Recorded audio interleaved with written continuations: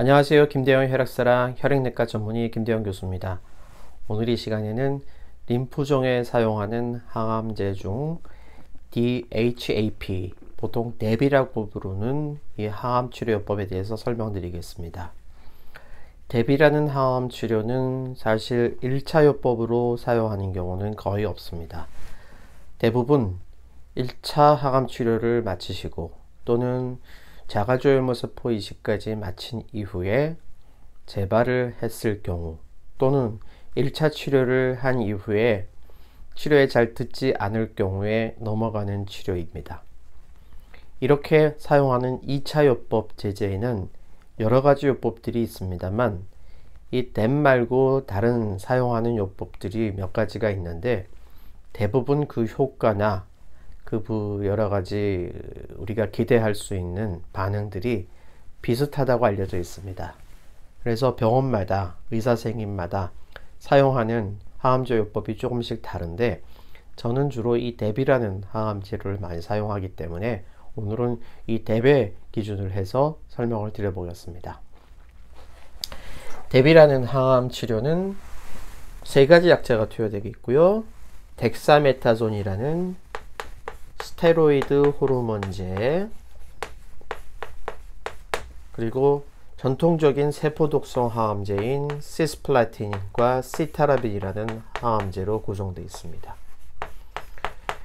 이렇게 1차 치료에 잘 듣지 않거나 1차 치료 이후에 재발되는 경우에는 1차 치료에서 사용한 약제들을 사용하지 않는 경우가 대부분입니다. 그 이유는 1차 치료에 살아남아서 재발을 한 암세포들은 대개 1차 치료에 대해서 내성을 가진 경우가 많기 때문에 1차 치료와 전혀 다른 새로운 약제를 사용하는 것이 일반적이고요. 그러나 특수한 경우에는 만약에 1차 치료에 리투크시맙을 사용을 하셨다가 다시 재발한 경우에도 리투크시맙이 들을 수 있는 상황이라고 생각하면은 이 DHAP이라는 항암 치료에다가 리투크시맙을 같이 추가해서 RDEB이라는 치료를 하기도 합니다. 어떤 치료를 해야 될지, 어떤 것이 적절할지는 담당 교수님께서 보통 결정을 하시기 때문에 여러분은 그 결정에 따르시면 되겠습니다. 덱사메타존이라는 약은 호르몬제고 시스플라틴과 시타라빈은 전통적으로 많이 사용했던 세포독성 항암제죠. 따라서 이 세포독성 항암제의 부작용들이 그대로 다 나오게 되는데요. 투여 일정을 보시면은 보통 첫 1주차에 보통 대부분 입원을 해서 많이 합니다. 그래서 이 덱사메타존을 4일간 투여를 하고 되게 용량이 많기 때문에 주사로 투여하는 경우가 일반적이고요. 첫날 시스플라틴이라는 약을 투여하는데 뒤에 말씀드리지만 시스플라틴이라는 약이 신장, 즉 콩팥에 대한 독성이 있기 때문에 소변으로 미리 깨끗하게 씻어내서 콩팥 독성을 막기 위한 용도로 보통 전날부터 링겔을 계속 맞습니다. 그리고 이 시스플라틴이 투여된 이후에도 또 그 이후에도 링겔을 계속 투여해서 콩팥을 계속 씻어내서 소변 독성, 즉 콩팥 독성을 막는 그런 방법을 사용합니다.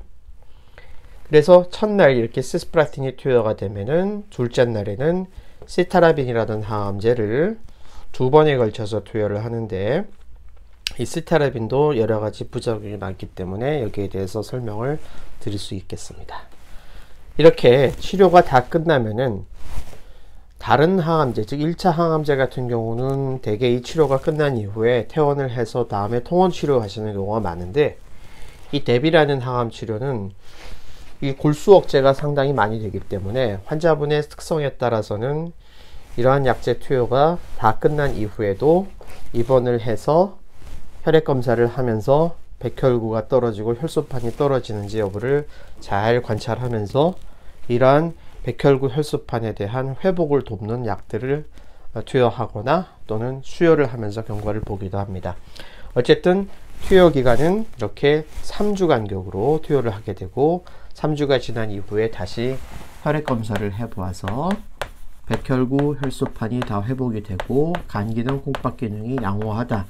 그러면은 다시 1회차가 끝난 이후에 2회차, 3회차 이렇게 진행을 하고, 보통 3회차의 치료가 끝난 이후에는 다시 영상검사, CT나 PET를 해서 처음에 있었던 림프종들이 얼마나 좋아졌는지를 확인을 하는데, 보통 처음 림프종의 크기에서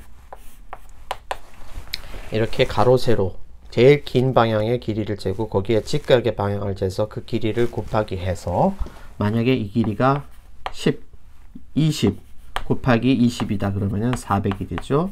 근데 이게 줄어들어서 10 곱하기 10으로 줄어들었다 그러면 100으로 되는데, 이 수치를 비교를 해봐서 처음 수치에 비해서 반 이하로 줄어들었다면은 그거를 우리가 부분관해다 그렇게 얘기를 합니다. 이렇게 부분관해보다 더 좋은 상황, 즉 부분관해에서 완전히 없어지면은 그거를 완전관해라고 하는데, 이런 상황이 오게 되면은 환자가 나이가 젊고 70세, 현재 기준으로는 70세인데요. 70세 미만이고, 그리고 뭐 여러 가지 장기의 기능이 좋고 컨디션이 좋다면은 재발을 한 이후에는 이제 자가조혈모 세포 이식이나 자가조혈모 세포 이식을 한 이후에 만약에 다시 재발을 한 경우에는 동종조혈모 세포 이식으로 가서 우리가 한 번에 더 완치의 기회를 기대해 볼 수 있겠습니다. 그래서 보통 3회까지 하고 저희가 결과를 판정을 하지만, 만약 3회까지도 이런 부분간해가 오지 않았다면 그 이후에 6회차까지 계속 해볼 수가 있고요. 6회차 이후에도 또 한 번 치료 반응을 평가해서 만약 부분간해가 왔다면은 이제 그 자가이식이나 동종이식을 할 수 있겠고, 자가이식이나 동종이식이 어려운 분들은 이제 부분간해 상태 이상이 된 경우는 이제 경과를 관찰하게 됩니다. 항암제의 부작용들을 보면은 이 덱사메타존이라는 약도 이제 스테로이드이기 때문에 프레드니존과 비슷한 성격을 가지는데 혈당을 올리고 몸을 붓게 하는 성질이 있습니다. 그래서 이러한 덱사메타존을 투여하는 당뇨 환자들은 혈당 관리를 해야 되고, 부종에 대한 관리를 우리가 이뇨제 같은 걸 투여해서 부종을 조절합니다. 시스플라틴은 콩팥 기능에 영향을 미치는 걸로 되어 있고, 따라서 투여할 때 전후로 이렇게 링겔을 맞아서 소변으로 콩팥 배설을 좀 촉진을 시켜서 콩팥을 보호하는 역할을 하지만, 그래도 콩팥 기능이 나빠지는 수가 있고요. 특히 초반에 이러한 림프종 세포들이 많이 깨져서 소변으로 나올 때는 그 소변으로 나온 것 때문에 그 암세포들의 찌꺼기가 이 콩팥에 걸려서 콩팥을 막히게 하는 종양 융해 증후군이라는 게 잘 생기기 때문에 충분한 기간 동안 링겔을 맞고 이 종양 융해 증후군이 오는지를 반드시 잘 관리를 해야 됩니다.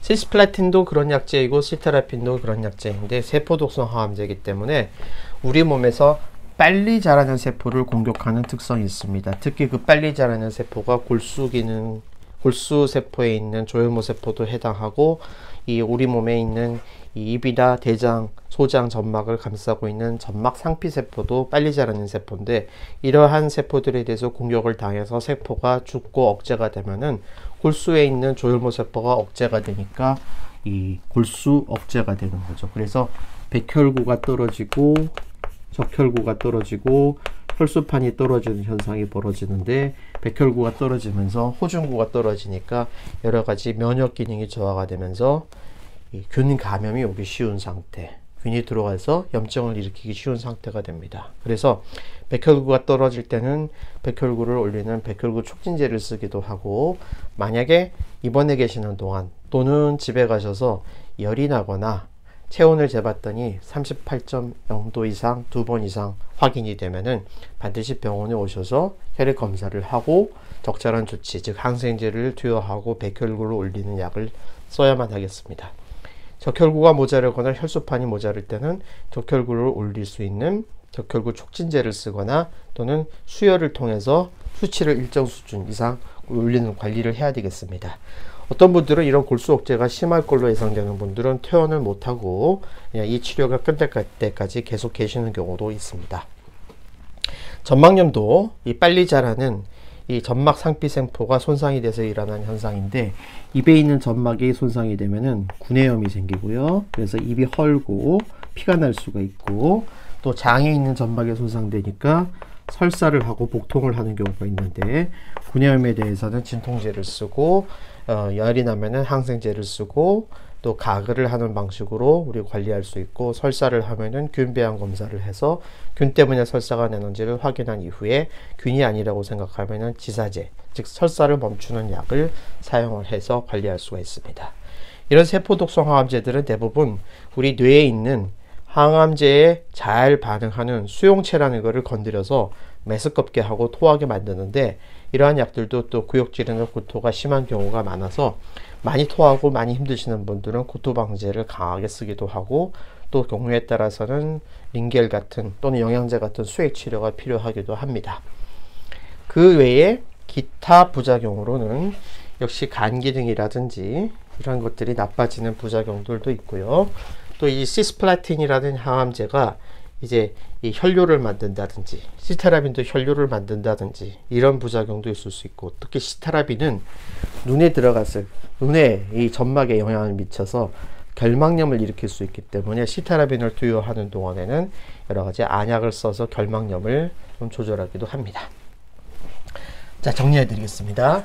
림프종에 사용하는 항암제인 대비라는 항암 치료는 보통 1차 요법으로는 사용하지 않고, 이 1차 요법에 이후에 재발하거나 1차 요법에 듣지 않았을 때 2차 요법으로 사용하는 그런 항암제가 많이 사용하는데, 이렇게 세 가지 요법으로 되어 있고, 덱사메타존은 스테로이드, 시스플라틴, 시타라빈은 전통적인 세포독성 항암제입니다. 만약에 병원에 따라서 환자분의 상태에 따라서는 리툭시맵을 같이 써서 RDEB이라는 치료를 하는 경우도 있습니다. 투여 일정은 이렇게 1주차에 덱사메타존을 4번 투여를 하고, 시스플라틴을 첫날, 시타라빈을 둘째 날 2번 투여를 하는데, 이 시스플라틴 약을 투여할 때는 앞뒤로 링겔을 맞아서 콩팥을 씻어내는 것이 중요할 거고요. 이렇게 치료가 끝난 이후에 바로 퇴원하시는 분도 있고, 골수 억제가 심할 걸로 예상이 되는 분들은 이 이후에 좀 더 입원을 했다가 퇴원하는 분도 있습니다. 어쨌든 이렇게 3주 동안의 간격을 거주고, 그 다음 또 3주 후에 혈액 검사를 해봐서 혈액 검사에서 백혈구, 적혈구, 혈소판이 잘 회복돼 있고 간기능 콩팥 기능이 양호하다고 생각하면은 1회차를 끝내고 2회차, 3회차 이렇게 치료한 이후에 다시 사진, 영상 검사를 해봐서 처음보다 이 종양의 크기가 절반 이하로 준 부분간의 이상이 되면은 이제 자가조혈모세포 이식을 할 수도 있고, 이전에 자가조혈모세포 이식을 받았던 분들은 동종조혈모세포 이식을 받을 수도 있고, 환자분이 나이가 많거나 여러 가지 상태가 골수 이식을 받기 어려운 경우는 부분간의 이상이 올 때까지 총 6차까지 치료를 하고 치료를 끝내기도 합니다. 대표적인 부작용은 덱사메타존은 스테로이드이기 때문에 혈당을 올리는 부작용, 부종이 생길 수가 있고, 이 시스플라틴이라는 약은 신장 기능을 나쁘게 할 수 있으며, 특히 이 종양세포, 림프종 세포가 녹아내리면서 콩팥을 막는 종양융해증후군이라는 게 올 수 있기 때문에 신장 기능을 잘 봐야 된다. 또 이러한 전통적인 세포독성 항암제가 골수 억제에 의해서 백혈구, 적혈구, 혈소판을 떨어뜨릴 수 있고, 이 중에서 백혈구가 떨어지는 것이 가장 문제가 되기 때문에 집에 가셔서 또는 입원해 있는 도중에 열이 38도 이상 2번 이상 나게 되면은 반드시 병원으로 오셔서 혈액 검사를 하고 백혈구를 올리는 촉진제, 항생제를 투여를 해서 감염 예방을 해야 되겠다. 그리고 점막염이 올 수 있어서 점막염에 의해서 입이 헐고 설사하는 부작용이 올 수가 있다. 그리고 구역질 나거나 구토를 할 수가 있고, 그 외에 결막염이라든지 소변에서 혈뇨가 나오는, 피오줌이 나오는 그런 부작용들이 있을 수 있다. 이렇게 설명드릴 수 있겠습니다. 오늘도 혈액질환으로 치료받으시는 저희 환우분들과 그 가족들의 건강과 행복을 기원합니다. 감사합니다.